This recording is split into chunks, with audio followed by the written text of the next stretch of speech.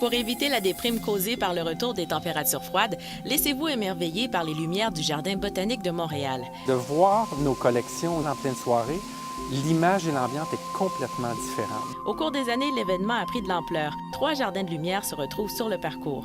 Ce que l'on voit présentement, c'est notre histoire de l'eau, donc une histoire de pêche qui est représentée par des lanternes qui nous viennent de Shanghai. Au Jardin japonais, vous pourrez contempler la nature sous un éclairage poétique. Expérience au niveau du cycle des saisons. Donc, on met en valeur l'architecture même du jardin japonais, la cascade, les arbres, l'eau et les pierres.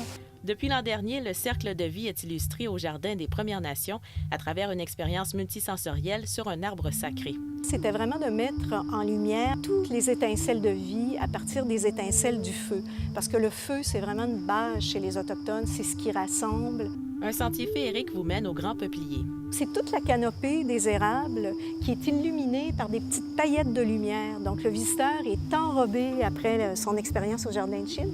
Il arrive dans cette lumière blanche-là. C'est comme traverser une voie lactée et ça prépare, c'est comme une mise en bouche de ce qui s'en vient après avec l'arbre sacré. Une nouveauté cette année, vous devez fixer 1 heure de visite au Jardin de lumière.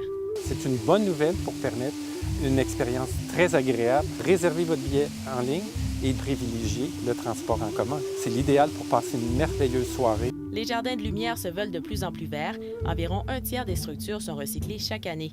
Des lumières d'ailes sont aussi utilisées pour économiser plus d'énergie. Vous avez jusqu'au 31 octobre pour vous promener dans les jardins illuminés. Rebecca Salomon, Météo Média, Montréal.